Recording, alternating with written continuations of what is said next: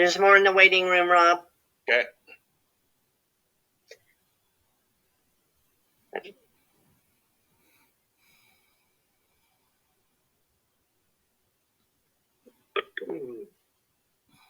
Just bear with us as we let folks on board.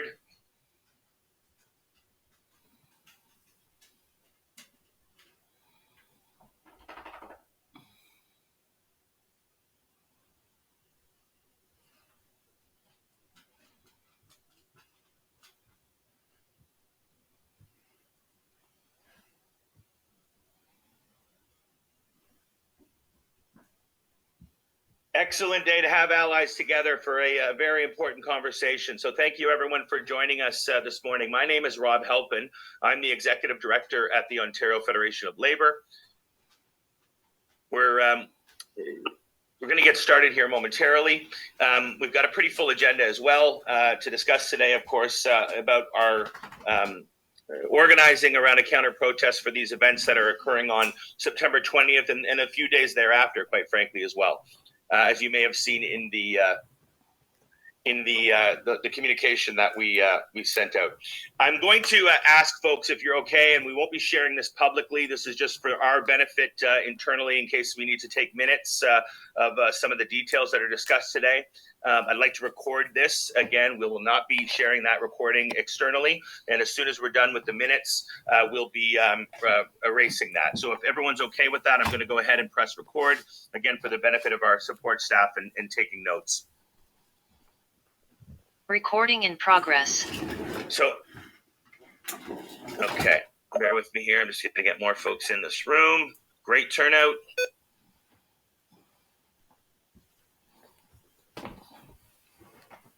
Okay, so let's get started. We have first circled an agenda around. I'm going to ask one of our my colleagues from the OFL here to put that agenda into the chat so that folks can see it up front. But to kick us off, I'm going to turn it over to OFL President Patty Coates for a welcome and a land acknowledgement. Patty. Thanks, Rob. I want to thank everyone for being here on such short notice. As you saw from our memo that we sent out, there's a number of protest events that are taking place all across Canada. We can't just let this be idle. We need to be able to organize. We need to connect with our communities in Ontario. From what I know, there's approximately 22 different events that are taking place, and there could be more now. But as allies and those that protect workers' rights, protect our kids' rights, and the rights of trans and our 2S LGBTQ plus community, we felt it very important that we do come together to fight against the rise of hate. And we're seeing it in province across province. We're seeing it now in our education system, what our premier and education minister has put forward with regards to the obligations of teachers and school boards, educators and school boards. And so that's why we're here. We're trying to connect with all of you, to talk about what's happening in our communities and what we can do as allies and supporters to fight against the hate within our communities. So with that, I'm going to go to the land acknowledgement, and then I will pass it back so we can start our conversations. Today, because we are joining this meeting from places across Indigenous territory, I'd like to begin this acknowledgement by honoring the lands each of us are on, which has been the site of human activity since time immemorial. It is the traditional territory of First Nations, Métis, and Inuit peoples from across Turtle Island.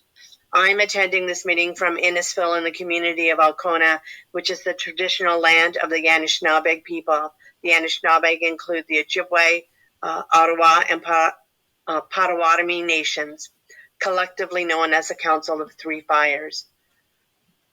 Please share in the chat the Indigenous territories that you are joining this meeting from.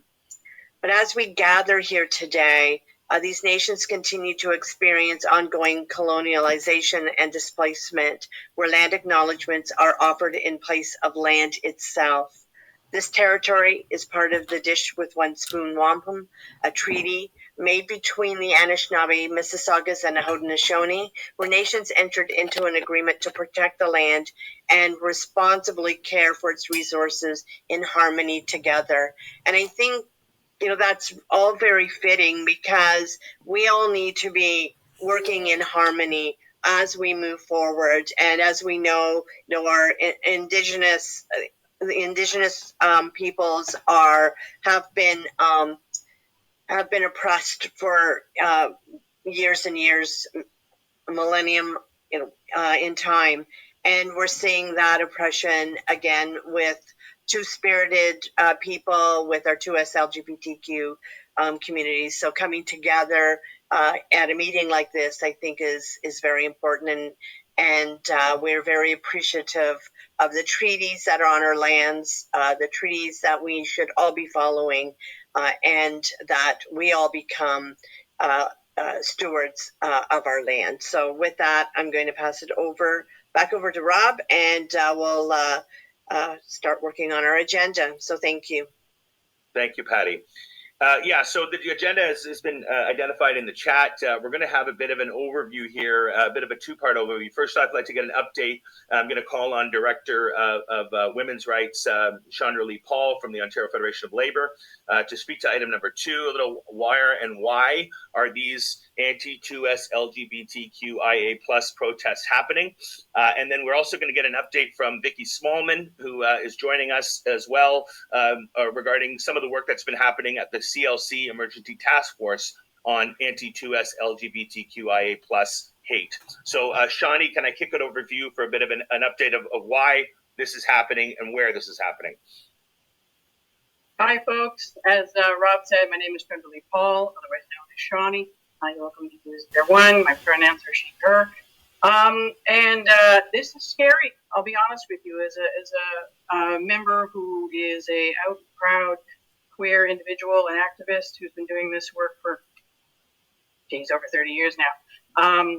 It is, in my experience, my personal experience, the first of this kind that I've seen here in Canada, of this super broadly and coordinated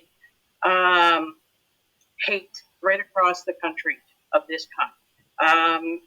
We are seeing a set of protests that are all being done simultaneously.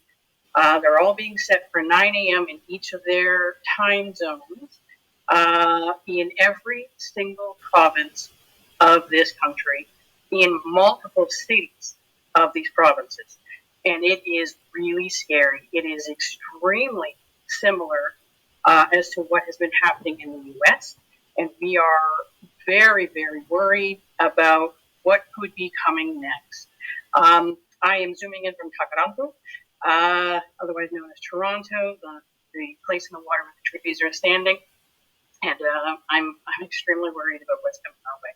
And so what we're seeing is a far-right extreme response to inclusive education. Teachings that have anything to do with the 2S LGBTQI community, with a heavy response in particular to trans education, anything to do with that in the schools, and indoctrinating children, in regards to anything to do with queer information, queer rainbow community, all various ways that we want to reference anything other than what the far right sees as appropriate. And so we are wanting to show a very strong response countering these protests, to show that they even think that there's a possibility of bringing what's happening other places here. We're going to be there to counter it every single step of the way. We want to show a very heavy love is what we have here. There is no space for hate in Canada, in particular, in Ontario, as this what this group is here to discuss. And so what we see is that they have coordinated rallies at legislatures for 9 a.m. in each time zone across the country. And so, and then following up with 11 a.m. marches after those rallies. And so what we understand and what we sort of see the way that they coordinated that is that they plan to capture the media cycle throughout the entire day, right across the country.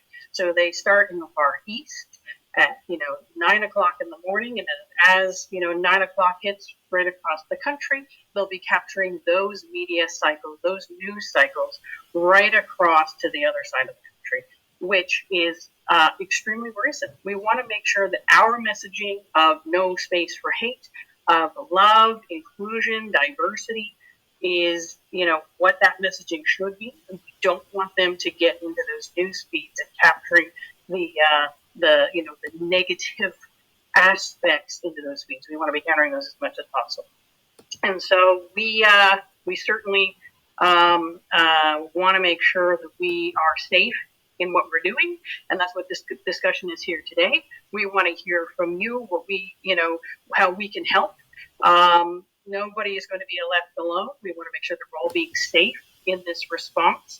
And we understand that there are many, many people on this call that have a lot of experience in dealing with this type of thing that can help us keep each other safe and be strong in the response that we're doing as well to these hate mongers, really. And so what I'd like to do is we will share back and forth with each other where we know protests are happening. As Patty said, we see approximately 22 different cities in Ontario alone that have protests that are already set. That list keeps growing and growing from what we can see. A little later on, we can share the list of cities that we see so far, and then if we're missing any, you can help us know where those are. But it's important, and I'm really happy to see that everybody that's here on this call is here, and we're looking to work with each other to do this. So I'm going to actually bring Vicki Smallman on to speak now. Vicki Smallman is the Director of Human Rights at the Canadian Labour Congress, and she is one of the leads on the CLC's Emergency Task Force on Anti-2S LGBTQIA+ hate. And Vicki's going to give us a bit of an update on what's happening Canada-wide. So the national sort of perspective on what's going on here. Vicki, thank you so much for being with us here today, and I'll throw it over to you now. Thanks. So just to give folks a bit of a background introduction, I'm Vicki Smallman. I'm the Director of Human Rights at the Canadian Labour Congress. And we sort of are responsible for policy and campaigning, coalition building on the full sort of spectrum of human rights. And we are sort of actioning the CLC resolution that was passed at our convention. There was an emergency resolution passed on the floor thanks to the efforts of the 2S LGBTI Workers Caucus and allies. And it basically, and I will just quickly read it so folks have the context, that the CLC will encourage and support affiliates to condemn attacks against workers, families, and communities that support and defend trans, drag, and 2S LGBTQI+ events. Create flying squads to, that's B, so we will encourage and support affiliates to create flying squads to provide meaningful support to workers, organizations, and communities facing attacks. And 2, call for an emergency task force to develop a guide outlining health and safety tools for affiliates to ensure the safety of workers where events occur. So we established the task force in June. There's been 3 meetings so far. The focus has primarily been on kind of getting the lay of the land and information sharing to find out sort of where things are taking place, who might be sort of forming in the process of formally forming flying squads or joining established local networks who have been doing this work for some time to sort of bolster and provide capacity and support and resources to ongoing countering activities. And we've been focused on creating this health and safety guide. It's not ready. I wish it were. The timing of this is terrible because it would be really nice to have this guide out now, but it won't be ready for a few more weeks. There's a draft that's been out to the task force members for comment, and we hope to have it to you soon.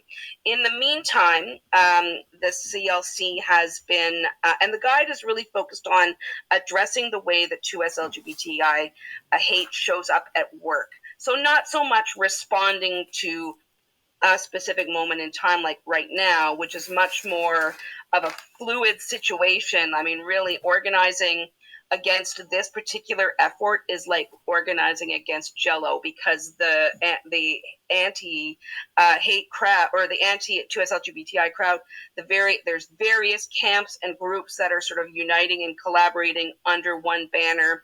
Many of them are, we don't know for sure if a protest is happening or not happening, who's behind it, and so on. A lot of that intelligence, a lot of that work really needs to happen at the grassroots local level, right? Which many of you already know. So we're trying to find ways to bolster, support, give additional capacity, and encouraging our affiliates and our labor councils to connect with local activists that may already be doing the work, to see how they can help create their own infrastructures. And what it's going to look like is really different depending on each affiliate, each labor council, each community.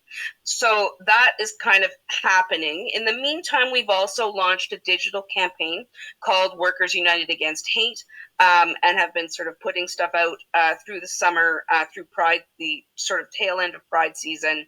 And all of our affiliates and local labor councils received a package of graphics, talking points, and that type of thing for these events that are happening, because they really are, like, the whole issue has sort of evolved from drag story time to really target these inclusive education policies, and the parental rights rhetoric has sort of come to the fore, and the disturbing thing, I have to say, about all of this is, while it's really easy to sort of say, well, these are fringe voices, these are, the convoy, writ large, etc., all of it is being validated and platformed and echoed by provincial governments and by the federal Conservative Party, right? Which offers a bit of a legitimacy, and they have decided that it is politically expedient to essentially throw trans kids, families, queer people, queer workers, kids under the bus in order to win votes. I mean, we see in Manitoba right now actual bus ads from Conservative candidates because they're in a provincial election using parents' rights rhetoric as the hook. It's really crappy, right? So now we are really trying to find effective ways to counter it. We will be sending out some more talking points, and so on. But so that's where we're at. We're trying to respond on a day-to-day basis to this very rapidly changing landscape. A memo will be going out from the CLC to affiliates and labor councils about next week's demos, hopefully today, encouraging folks to connect with local organizers to try and ensure that there is a visible sort of presence in the communities where these events are taking place. And really, I think that Shawnee's point about trying to flip the script on the rhetoric is really, really important, and not let them set the agenda. We need to let folks know that, that 2S LGBTI rights are important and central to the work that the labor movement does. This is about solidarity in action. We need to express sort of love, care, and support for trans and queer kids and workers and communities, and send a really strong message that hate has no place in our communities. or our workplaces or our unions, period. And hopefully we'll see a sort of a wave of love and support and care on that day. Happy to answer any questions, but I'm sure stuff will happen during the discussion. Thanks, everybody. Great. Thank you, Vicki. So I just want to acknowledge, folks, I'm attempting to get this captions turned on. It's, as the host here, it's showing me that they are, in fact, enabled, but obviously I'm seeing none of them. So I may actually try and move out of this meeting myself as the host, come back in. I've got other co-hosts here as well, and hoping that might re-engage that feature. My apologies for that technical problem. At this point, we're going to turn it over to item 3 while I attempt to do that. And I'm going to welcome into the conversation Yolanda Bedesi, the OFL's Director of Human Rights. Yolanda, if you're able to come on screen and start talking about item 3 of our agenda, getting organized, why we are mobilizing for this fight, some local toolkits that we put together for local counter protests, and then we're going to get into a more fulsome discussion about where we can organize these counter protests and what information we know. So I'll turn it over to Yolanda, and Shawnee may be jumping in here as well. Yolanda? Thank you, Rob. And the captions are now on. I'm not sure what happened, but they're on. Excellent. Thank you. Good morning, bonjour tout le monde. As Rob said, my name is Yolanda Bedesi. My pronouns are she, her, and elle. And as you heard, I'm the Director of Human Rights here at the OFL. As Vicki and Shawnee and Rob and Patty have said, it is more important now than ever to organize around these issues. In getting a rapid response team in your area, what we are saying is that many people have in this effort attempted to contact members of the 2S LGBTQIA plus community. And one thing that we have noted is that this is not a fight for that community. This is definitely a fight for allies. And when we say allyship, this is not a situation where we're all going to be retweeting. This is a situation where, as my colleague Felicia says, we need to be, as allies, we need to be co-conspirators. We need to be in the effort in such a way that when the rocks are hitting these communities, that they're hitting us. And if as allies, we are in such a distance that we are standing by and watching them, we are not really there. And we need to be in a situation where when something like this happens, we as communities, as allies, as supporters, are able to organize and mobilize quickly in a way that we know at any time when anything is called that we have these systems, not just for the 2S LGBTQIA plus community, for any Islamic or anti-Islamic or anti-Muslim sentiments, for anti-Black, anti-Semitism, anti-women. We need to be there. We need to have these in our communities, in our workplaces, in our locals, so that we are able to move quickly.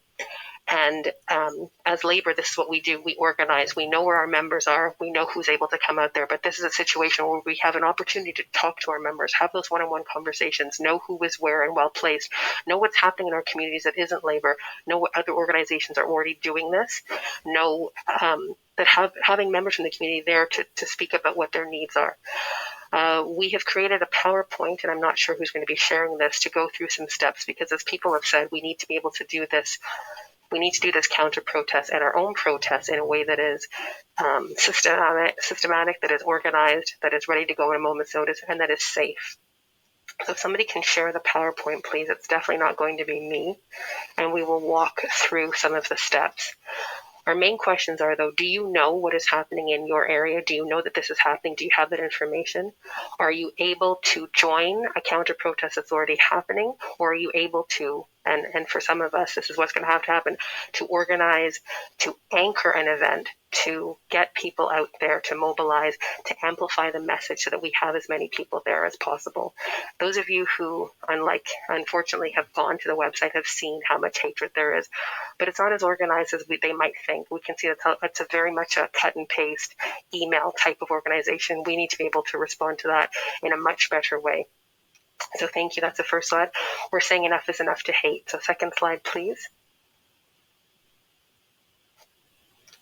As you've heard, this is a mass nationwide coordinated protests. We see who they're targeting and what they're doing, which is the insidious way is that they're saying that they are protecting children. And we know that far from protecting children, this is actually an attack on children and on communities. Next slide, please. So as we were saying, as allies, we need to come together and say enough is enough. We are not going to tolerate the hate, the intolerance, or the indoctrination in any form in any camp. We're going to organize, and we're going to have rapid response teams ready to combat this hate. And we all need to be co-conspirators in the community to stand up for this group, especially this time on the 20th, but all oppressed groups. Next, please. We need to make sure that in these attempts that we're confronting the hate groups, we're organizing and mobilizing, that we're responding quickly. What is, as someone said, we're used to the type of hate and rhetoric that we see coming from the United States. What is unique about this is that it's now being under the guise of being led by parents. It's being led by the guise of being led by religious faith and some sort of ethnic communities. And we need to be very sure that we make sure that our response is based on the hate and not on the people. And it's a very easy way to divide many diverse communities by pitting us against each other. But within labor, within progressive movements, we need to know. We know about intersectionality, and we know that hate can come in many forms, but it's a lot of ignorance. And so we need to make sure that our message is targeted towards the message as opposed to the people who are saying it, because in that way, we're not going to fall prey to their usual ways of bigotry. Next slide, please. So what we're asking you to do is to make sure that you're able to plan this protest. It's very easy steps. We're sharing the information with our network. We're confirming attendance. One thing that we do really well in labor is that we mobilize really well, but we don't organize. So we need to make sure that we know who is coming, who will be there, who is leading it. Before the event, make signs and posters, whether you do it together, come together and do it, or have people do it with slogans that, again, are targeted at the message of anti-hate and not at the groups of people who are promoting it, that we communicate these details with our groups. Very importantly is that we arrive 30 minutes before, at least, their planned protest, so that we are occupying the space, that it becomes our message, and that we are then establishing ourselves, so that we are not going into their protest, that we are already there and we have established ourselves. Make sure that you have a megaphone, mic, music, flags, posters, banners, chant sheets. We know how to do that, and that use that opportunity to speak with people, to spread the real message. Have a petition ready there, have clipboards, have pens, so that you can speak with people, get their information, so that your rapid response team is going to be a team that you can call on any time, and it's going to be growing. Next slide, please. I'm not sure if it's going to be me who's speaking about this. I might pass it off also to Shawnee, but we have resources that the OFL is prepared for in general about protests, but specifically for this one, just some very basic things. And we're going to put some links in the chat for some resources. So make sure that when you're there, you're staying safe and staying positive. We don't want this to devolve into something that is messy. We know that there's going to be media there, and we need the message to be about a group of progressive workers who have come out in support of this community, as opposed to a brawl that ensues with a negative issue. So stay with a buddy, don't engage in the conflict, keep a safe distance, focus on your positive message. We're going to respect all the laws. We're going to try to de-escalate wherever possible. And as I said, what's very important is to take up the space. Take it up physically with the amount of people you have, take it up with the noise you're using, take it up with the flags and the signs that you have with these messages of love and positivity. Next slide, please. Here we have, and we're going to put these links to the sites in the chat, but we have 5 really great resources here in terms of how you can plan a safe and effective protest or counter-protest. And last slide, please. I believe that is the last slide. The next steps that you're going to do after this, plan a debrief meeting with your group. Very important for so many reasons, and especially one that is going to be as charged as this one. Give people a chance who may have been triggered, who may have been physically hurt, emotionally hurt, to talk about what happened. What did we see? What did we learn? What can we do better next time? Make sure that you can maintain this communication with your contact list. Continue to talk to and recruit members to be part of your rapid response team. And I call it a rapid response team because for many communities, the idea of a flying squad is in itself a triggering term. So rapid response, because that's what we want to do, respond rapidly and get in there and help people. So be vigilant for other hate events that you can disrupt with your groups. And make sure that we are also joining other counter protests that are planned by other organizations, so that we are doing the support and we're all getting together and being being disrupting and causing some good trouble. Thank you very much. Excellent. Thank you. Shawnee. Thank you, Yolanda. And thank you again for your attention to this request. I mean, listen, we knew we had to act quickly. This is, I want to acknowledge too, this is not something that's sprung up on us. We've been monitoring the rise of hate and this vitriol for quite some time. I want to give credit, of course, to the Labor Council's presidents that are on the phone with us here today, who have been, again, reporting back to through the OFL and into the Canadian Labor Congress on the ongoings of these groups in their own communities. I want to open it up now for the next item on the agenda, which is, again, a bit of a discussion about where we can organize counter-protests. I do see that folks have been putting furiously into the chat where there are counter-protests that are taking up or are occurring. That's great news. We're going to we did send along as well a dynamic, I would say, Google spreadsheet that we can constantly and continually update as more information becomes available to us on where counter protests are being organized. Then we'll be filtering this information in, and we've also setting up at the OFL a general RSVP event page, so that when we capture members that are coming across this through our outreach efforts, that we'll be able to segregate that data as well to say that if you're in, for example, London, here's the event that's happening here, in Ottawa, so on and so forth. So I see some hands are starting to get raised. We'll do a bit of a go around right now to speak to some of the events that we know are happening, and our team will be taking note of this, as I said, and updating that spreadsheet as we go. So I'm going to turn it over to Martin Riley. Martin, and just folks, if you are able to, as Martin has done, please raise your hand in the feature, and we will add you to the speakers list. I'll try my best to keep that as fluid as possible. Go ahead, Martin. Hey, thank you. So I wanted to bring attention to a protest happening in Scarborough on the 22nd. I think it's of particular importance because it's directly going after kids and going after my fellow education workers up there. It's being put on. All right, going through. First, I'll give the details. It's happening at 10:30 a.m. on the 22nd at Wallingford Road and Cassandra Boulevard. This location is chosen because both sides of that intersection there are schools, a Catholic school, and I think Victoria Park.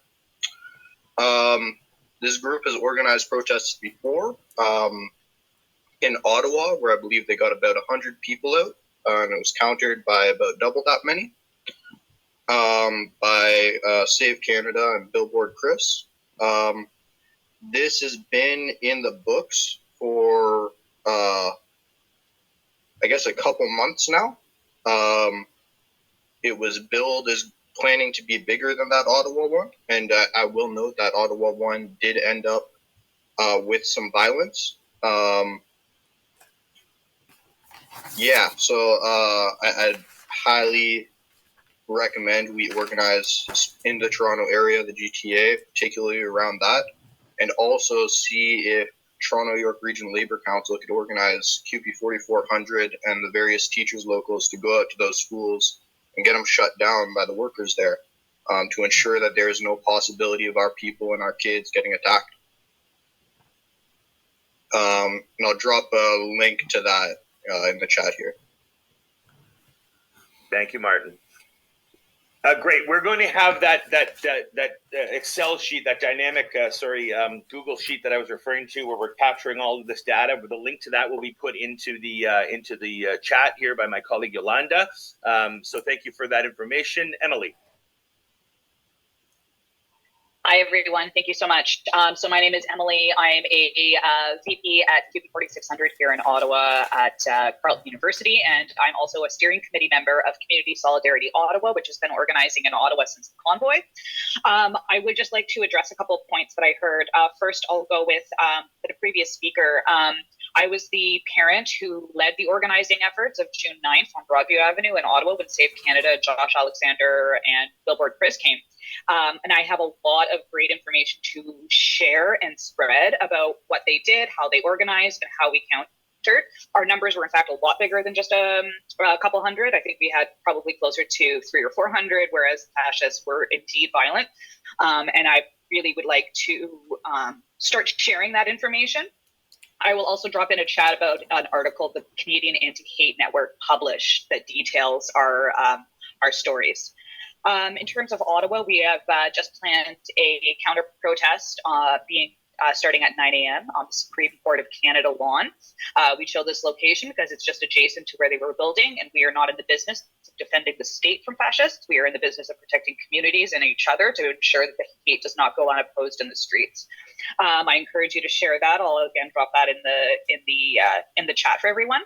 And I also just want to speak to something that Vicky brought up, just about how we're opposing this and what we're up against. And I think as much as it's important to understand the fact that we are dealing with a very fractured and difficult to track movement, that they've actually gotten quite a lot better organizing themselves despite all of these internal infighting. One of the reasons why we're having difficulty finding lots of accurate information on march routes, on who's exactly organizing, is not because they're disorganized, it's because they've gotten better at operational security. They're doing a lot more things that's tighter and harder to infiltrate and harder to track. So I just think it's important to kind of keep that in context, that they are able to, at this moment, rise above their internal discord to build a very, very big movement. I also think that I would like to bring attention to the fact that, like, this is absolutely crucial that we oppose this in the streets. And this is just to kind of build off of other points that other wonderful labor leaders here have talked about, is that we all know that our workplace issues don't stop when we finish work for the day. And we know that society doesn't stop when we walk into work in the morning. And we have to approach this in that, we have to keep that in our minds when we are out there. The fascists are organizing in the streets. I'm a researcher at Carleton, and my focus is fascism in Canada, and the signs that I've seen that we're rising, that this is far more than just like a far-right transphobic protest. They are fundamentally racist. They're fundamentally anti-union. They are fundamentally queer and transphobic. And it's just a matter of time before they come to us.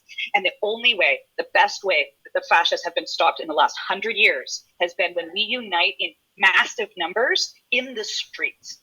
So this requires us to pivot and start to think about how we can use our inherent strength in a way that we're not used to using. Where we have to remember that our strength isn't just at the bargaining table. It isn't just when we're on the picket line. It isn't just when we're trying to get some better benefits for our workers. It's about flexing that with communities. As a member of Community Solidarity Ottawa, I do just want to plug, sorry, I'm talking super rapid fast. I just don't want to take up everyone's time here, but I do want to mention that as Community Solidarity Ottawa, we were formed in the convoy with lots of affiliates of Labour. And since then, we've seen a massive demobilization post-convoy. This is due to the natural siloing that happens amongst us. We get busy with bargaining. We get busy with other issues. It's a volunteer organization. But in that time of demobilization, they got better. The fascists got way better at organizing. So what we need to do is really encourage everyone to reach out to their local organizations with not just statements of solidarity, but actual tangible material things of people coming out, administrative help to help launch websites, help people build those internal structures so that we can build a movement rather than just putting out fires. Because that's what they're doing. So we need to start catching up a little bit. And we know that we're better than them. We also don't have to worry too much about putting our members and our comrades in unsafe situations, because when we get numbers, we're going to keep each other safe. And we're really good at listening. And that's something that the other side didn't have. And we saw that on the streets on Broadview in June, that they had difficulty kind of remobilizing and being fluid. And so we need to remember that we have the natural solidarity in our hearts, that we can trust and listen to each other and move quickly. So building that trust and testing that trust in the streets is going to be really great and very excellent skill building. So I really strongly encourage everyone to kind of think about how we can really kind of think specifically, get to work I know we always end up in these meetings all the time, but now we've got to just like hit the ground running, start flooding resources. Can we loan staff in kind to existing organizations in Toronto or Ottawa or other cities where they exist? Can we loan office resources? Can we do printing? All of this stuff is going to be huge. QP 4600 as well just passed the CLC motion with a $2,000 yearly budget to it. And I strongly encourage everyone to consider doing something like that, because that encourages that things actually just get spent, money gets out the door, and we have a more, a stronger promise of support beyond a statement and beyond just like the handful of the same activists all the time just showing up to these things. Okay, I'm going to drop all my links as well as my contact information into the chat. So I strongly encourage everyone and their dog to reach out to me. We can work together on this. We've got a lot of knowledge in this room, and I'm so stoked to see this many people on this call. So solidarity, everyone. Here. Thank you very much, Emily. Before I go to Peter, which I'll go to next, I just want to advise on what we are going to be releasing here any second now. So I've asked our communications director, I alluded that we'll have a central page where folks can RSVP to take action on September 20th and the days that follow. That link should be momentarily available, and I will share it in the chat, but it's going to be critical that when I do that I ask everyone on this call to go immediately to that page and to fill in your information. Why? Because we have folks on this call that aren't on the executive council that wouldn't have received this call through our normal channels. They've been brought in by their leadership. It's critical that we have your contact information so that we can share resources back with you, as well as more of those dates and locations and times for counter protests are established, that you're in the know about where that's happening. So once that link is ready, which will be very soon, I'm going to ask that everybody on this call, regardless if you've got this, if you're part of the executive council or not, that you sign in so that we can keep track of who's on the call and share resources with you. Thanks for your patience. Peter. Thank you, sisters and brothers and comrades. Peter Vach from Peterborough, QP Retirees Network, and Peterborough District Labour Council. And thank you for organizing this meeting. And Emily, your comments were brilliant, and hard to follow up on that. But we've taken your lead in many ways in Peterborough by building a network here. I'm with the Peterborough Nagorthas United Against Hate. We are an anti-hate network that's done 8 defenses of drag queen story time. We've been under attack by Save Canada, by Kevin Goudreau, by organized Nazis with Confederate flags. So we have some experience and some knowledge in this also, like you do in Ottawa, and in many ways you're our inspiration. So again, another thank you for that. We are meeting at 9 a.m. across from City Hall on September 20th to oppose the bigots. We have a poster. It's already in the chat. We're going to be organized. Couple of lessons, and I just everything's been said already, or will be said, I imagine. Labor Council is crucial. I happen to be on the Labor Council here in Peterborough as a retiree. Labor councils in Peterborough and Lindsay have taken the lead in this, and that's an important lesson. That goes back to the convoy. When we started in Lindsay, counter-picketing the convoy in 2022, we brought out Brother James Mulhern. A big shout out to Lindsay Labor Council, and also Dave Warda from Peterborough. We brought people out and we started that tradition of resistance. And we said to ourselves, Drag Queen Storytime taking place at our public library, staffed by our QP members, is not going to get shut down. It will not, and it has not. In fact, they've increased the bookings. That's been their goal, to shut it down. We've said, no way is that going to happen.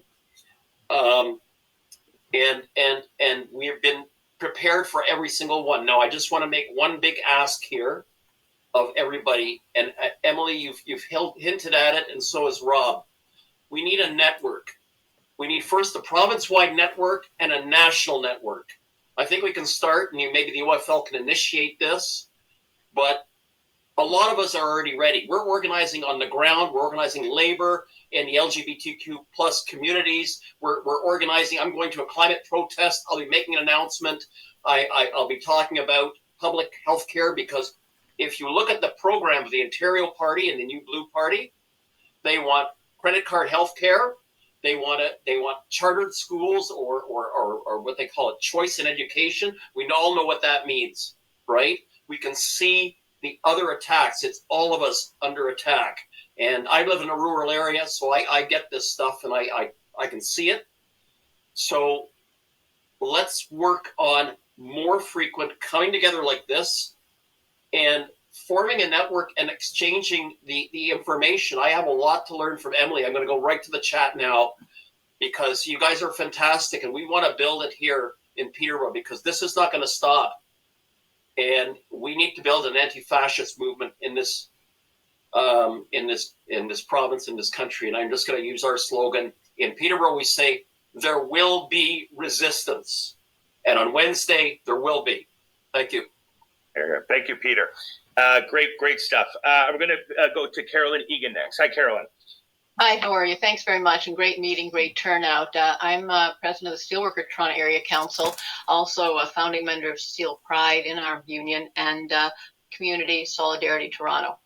And what I want to say, this is just dynamite that we're coming together like this and echo what Emily, Peter, and others have said. The Toronto and New York Legion Labor Council, we established a rapid response network quite a few years ago after the murders at the mosque in Quebec. And at that time, the far right was organizing at Nathan Phillips Square, which is City Hall Square here. And they wanted to take over the public space, which is one of their tactics, and give the sense that somehow their views represented the majority, which is not the case. We organized that, and not only ourselves, unions like OPSU and Steel, IBW, QP, and others came out regularly, but with community allies. From the East End of Toronto, a group called Team, which included the Muslim community there, Black community, 2S LGBTQ community, all different groupings. And we were able, after a period of time, to demoralize them because we continued to grow. They continued to get smaller. They lost their confidence. They stopped. Now, this was pre-COVID, but that network, that rapid response network, was incredibly important. And Labor Council, along with the Urban Alliance on Race Relations and a whole range of other community and labor groups, founded Community Solidarity Toronto, and obviously we took the name from Ottawa. That was Convoy Time. Had a number of actions here in the city, and I think being on the ready, not being taken by surprise, having organized beforehand, know who your allies are, know who you're connecting with, and be able to pull people out and to show that they are the minority. And honestly, we have shown, I think, here and what we had done a few years ago, they can easily be demoralized. Their confidence can be just ripped out from under them, and that's what we have to do by building large, mass, united fronts in all our cities, towns, with as broad a grouping of people as possible. And the Rapid Response Network, I mean, the last action we did was at the High Park Library on Roncesvalles here in Toronto a few months ago in the summer. And previously there was something at Fort York. And numbers of us, particularly from the steelworkers and others, went up and joined Peterborough. Peter talked about what they were doing. And honestly, he did so much just to bring that all together. And we went up because they were just beginning and weren't sure how many they would get out, and they got hundreds out. And the fact that labor was out there, but community as well, students from Trent, etc., really important. So we, as I said, are calling for a rally at Queen's Park on the 20th, and I think it's hugely important that as many people. It's a work day for many of us in the unions, we know, but at least if we can have representation from all the unions possible and community organizations. 519, I know, I've worked certainly with 519 and others in the past on such questions. This is critical. So let's go, let's do it. And Yolanda giving us all the concrete steps, 1, 2, 3, 4, 5, 6, 7, 8, whatever. They're there for us. So let's just move. Thank you very much. Thank you, Carolyn. Excellent. Some great points being raised in the chat here as well. And I'm going to go to Anthony Marco here shortly. But there's a great point that Jace just put in the note here, that we really do need to center trans and non-binary voices with respect to planning on the day. Let's encourage the entire community to get active, and we will make the space available for that to occur. Anthony Marco, and then I'm going to share the link again that I'm asking everybody take the opportunity to just simply RSVP. So we've tracked your details, and we'll be able to share more information as they become available. Anthony. You can hear me okay. I'm on an unfamiliar laptop at work here, so trying to make sure I can make this work. So as soon as we heard about the protest happening in Hamilton, we got together a group of people. We didn't really have necessarily a rapid response network. We had a bunch of groups that were certainly interested in working with each other. And over the past decade or so in Hamilton, what we've been mostly focusing on is community outreach and building relationships with community. So bringing the people together happened relatively quickly. We started up a Facebook chat group, which was quickly escalated over about 24 to 48 hours to 150 local activists and leaders, many of whom were coming on representing entire organizations. And so we got that built really quickly. We created a private Facebook group to try and get people on there. It was the easiest way to reach out to people, and we started to bring people in from external to Facebook as well. We've organized a planning meeting for the counter protest on Monday evening at the Labour Council office so that we can get everybody's ideas in there. We do want to make sure that the key is that we are reducing risk as much as possible, that we are consolidating our message as much as possible, and that we are making sure that we're occupying the space not only where they are, but where they intend to be. So we have basically been told that they are going to be meeting in a parking lot of a local mall. I don't know if they're going to be doing a tailgate for an hour or whatever the heck they're doing, but then they're going to be marching over to the school board. So our plan is to be at the school board first, and we are going to occupy in front of the school board as much as we can. But we are also being very clear that we are not there defending the school board. The school board has its own issues with regards to systemic issues regarding trans students and trans families, to be honest with you. I know I've got 3 kids myself who are currently in the K-12 system who identify as trans. And I know as an employee of the school board that there are a lot of gaps there. And so we're making sure that we're saying we're going to occupy their space. There is no possible way that we could stop them from walking around us to get to the school board building, but that's not our responsibility. Our responsibility is to basically diffuse and to take control of the messaging and to make sure that if there is going to be the press there that day, it is going to be about positive messaging about people who are allies and making sure that there's an understanding that it's not just all negative. And our hope is that we're actually going to steal a couple of their tactics in that when they are gathering for their tailgate party in the mall parking lot, we've got a couple of seasoned activists who've already said that they're willing to go over and take some pictures of license plates and these are people who are willing to do this. They're people who are seasoned and make sure that they know that they're being watched, that they're not doing this in secret, that people are noticing what they're up to. But we're going to have a sign making event also on Monday evening. We're inviting people to the Labour Council, and we have said from step one when this group was created, the Labour Council does not need, nor not necessarily does not want to be the voice of this. But if that's what people want, we will be there no matter what. So if there are other groups that wish to take on being the primary voice of this, and no one has stepped up yet to tell us no, most of the groups who have come on, even groups that are we've got groups like No Hate and the Hammer involved, and we've got a lot of anti-hate groups and anti-oppression groups that have come on. They are, I think, because of the possibility of some of the inherent risk that could be here, they're quite happy that the Labour Council is kind of taking the lead on this. We did take the lead a few years ago when Hamilton had some incidents at Pride.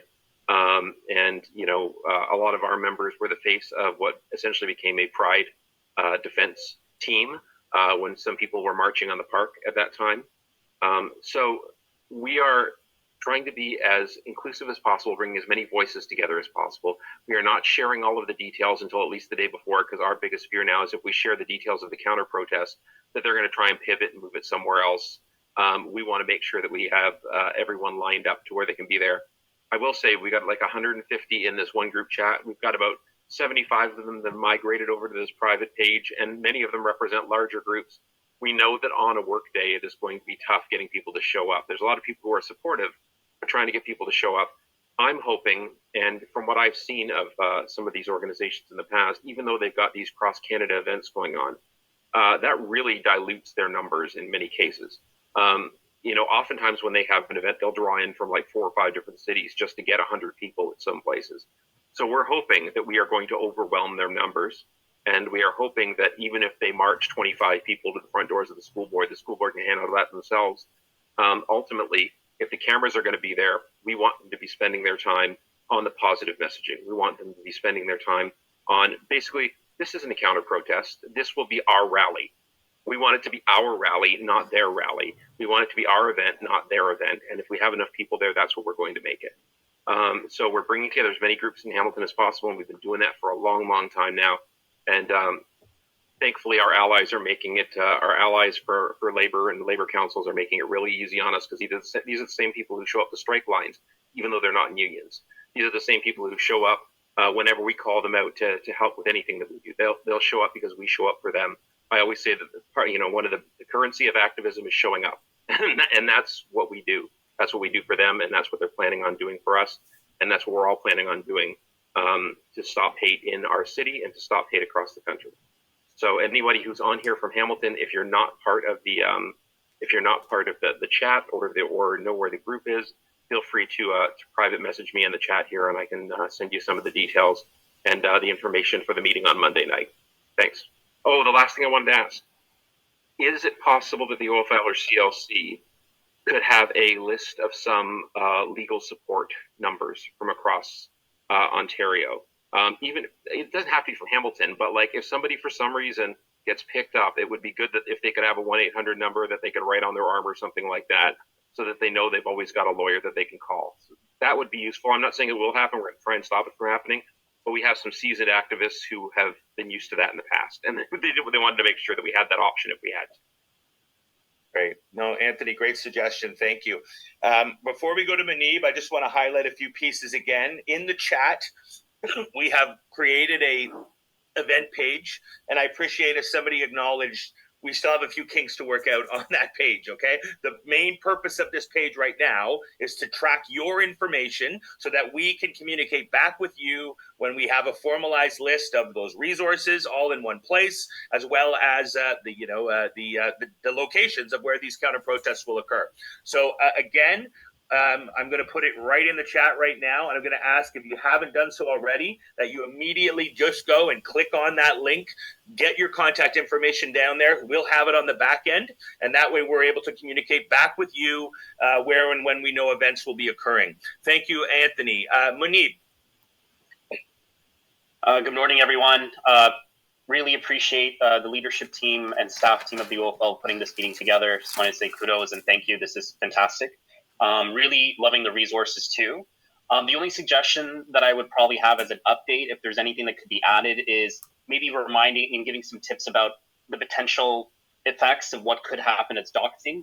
We've seen that with a lot of fascist, white supremacist organizations and groups that have been doxing a lot of progressive folks that have been organizing in their regions in combating hate in many ways. If there's a way that the information you have could be updated to how to deal with doxing, how to protect yourself from being doxed, especially what could happen as ramifications long term, because we know it's not just what's going to happen on the 20th going into the 22nd and various others. It's going to be continuous. Another thing, one thing from OSSTF, we are not just taking attention to where it's happening everywhere. We've seen significant actions being organized at city halls and at school boards. But what we're taking active attention to is how do we have safety plans ready for those protests that are occurring directly at schools. And I'm seeing from the chat, this is super helpful, seeing folks update on Huntsville and Bracebridge. We know that Maxime Bernier is going to be showing up to Victoria Park Collegiate out in Scarborough, North York area, and something that we're taking a lot of attention to, and thank you for sharing resources on that. But if you could reach out to us to let us know if you do see locations and protests being planned at schools, that'll be helpful for us, and we can coordinate with our education comrades and, of course, our local communities too. Thank you, Manib. Again, I'm going to remind folks, go to the link and fill in your information. I'm going to put it in the chat one more time. I'm sure, give me a little hand wave if you've already gone ahead and signed up for the page. That's great. Here it is here again. Great. Excellent. Thank you. See you, Susan. Thank you for that. Okay, we're going to get to Susan next. Dawn and then Susan. Go ahead, Dawn.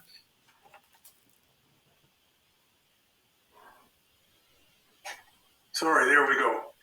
Yeah, I'm actually representing a group called Affirming Worship Durham, and this protest sort of got my attention more than ordinary because it's advertised as a religion.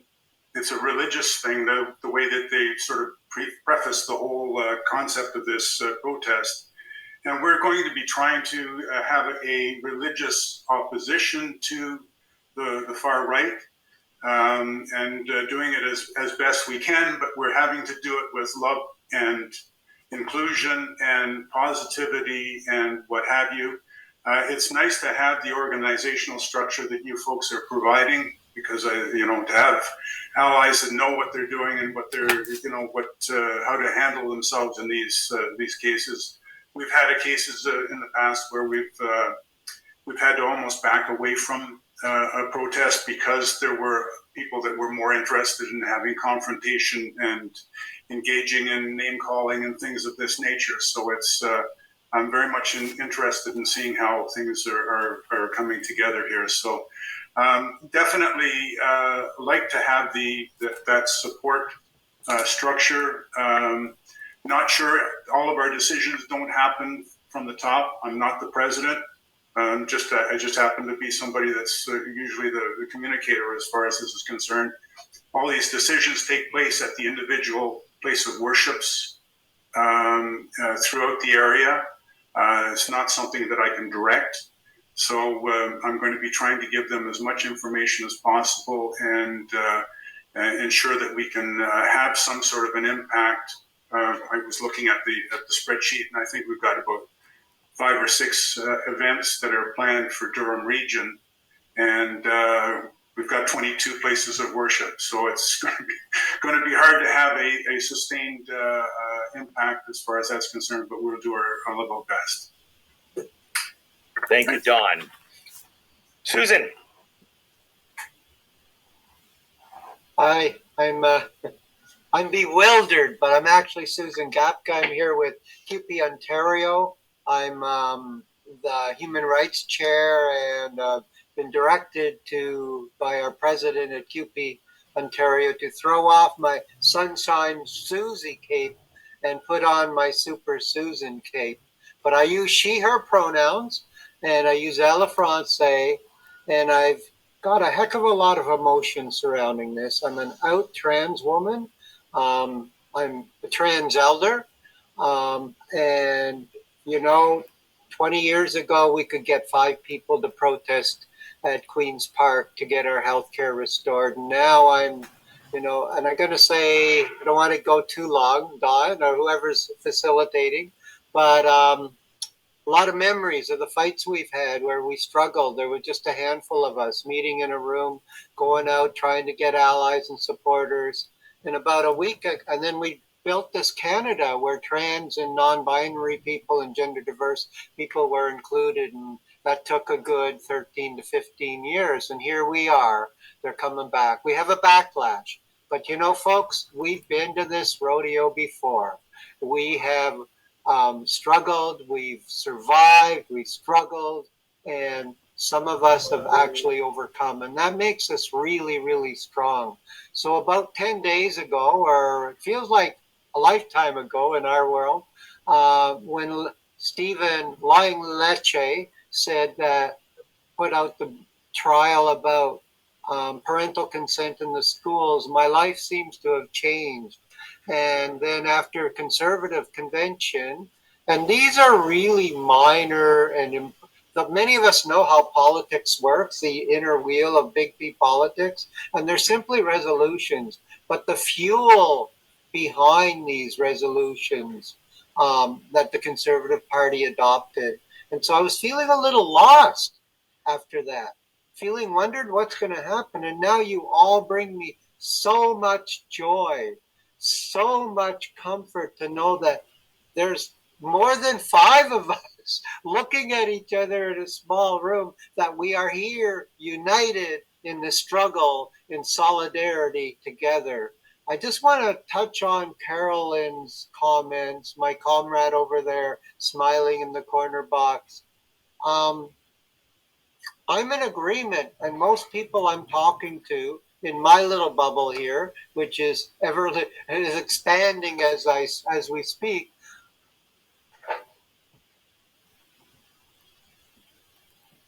People that I talk to want to stop this dead in its tracks, and that's the wrong word to use. That's a figure of speech, but we want to show them strength. And what we have in labor is numbers. And if we can put up a good show on the 20th, but not make this a one-time event, we need to be doing counter-protests, educational forums. Trans Day of Remembrance is coming up, and we need to add that political message. We want our political people, the people who have been, the word I'm thinking of misinformation, that there's this myth and misinformation of what's happening in our schools, what drag queens are doing. We need to be giving them the key message. We need to have opportunities to, there's so many of them, it's hard to counter all the hate messages, but we have time to do that. But but Carolyn, back to you. If we stand up to the bully will decide what to do. They will fight, fright, or flight, fight, or fright. And so let's give them some fright on September 20th, so that on September 21st till whenever, that they're working on the flight tactic. I think I'm going to stop there, but I'm just really appreciating all of you here today to know that I'm not struggling alone, that we are in this together. So thank you, thank you, thank you. Thank you, Susan. Okay, folks, I don't see any other folks in the queue at this point. So here's what I'm going to suggest as next steps. The next item I had on the agenda here was sharing of these resources. Now that I've captured all of your data, as far as we know, your email addresses for all of those that have been on the call. We had a ton of resources here today that we've discussed, great links put into the chat.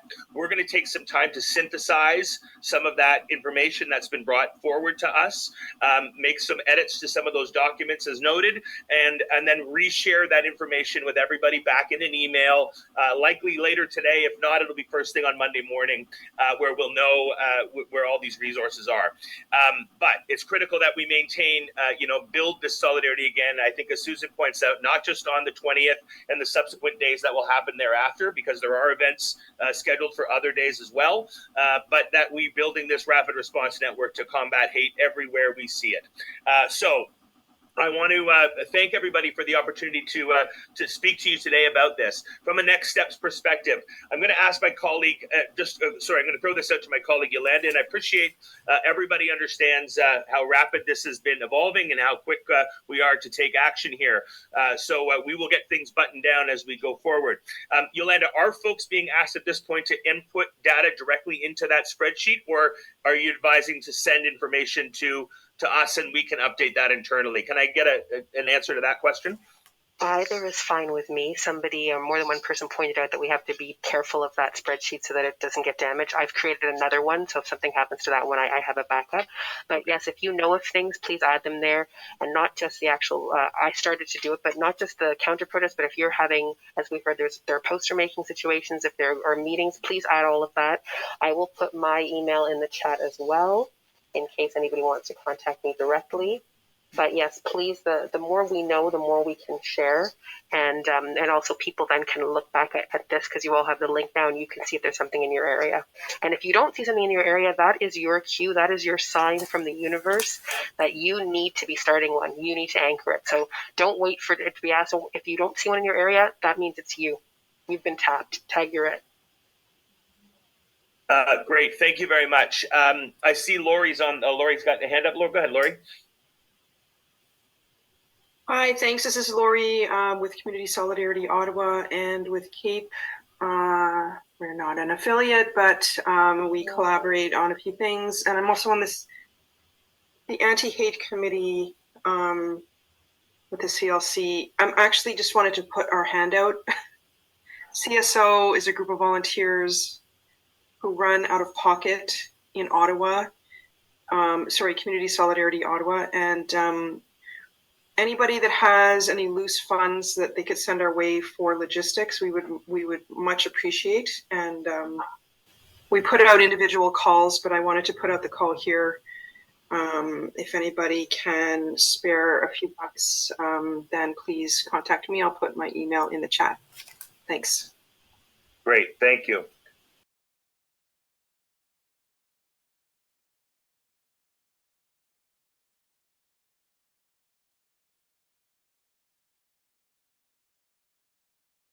Into next steps. I don't see. Shani, go ahead. Yep. I just want to add in, I mean, this, of course, is not a fulsome list, but I just want to make note that there are a few crisis lines, help lines that are specific to the trans community, queer community, Indigenous community that I'm going to share in the chat to ensure that if anybody on this call needs some assistance, or if they know people, and maybe keep the list with you to make ready. And if there are more that you know about that you would like to share with us, please send them to me, and then we can make sure that we share that information out front as well. So I'm going to put them in the chat.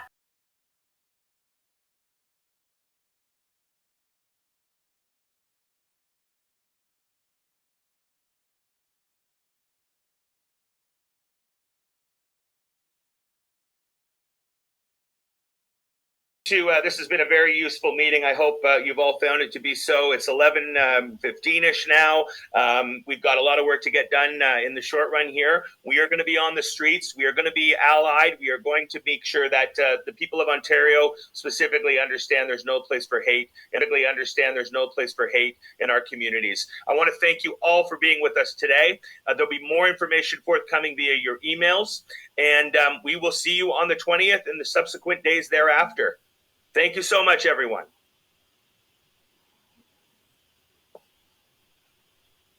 Thank you, everyone.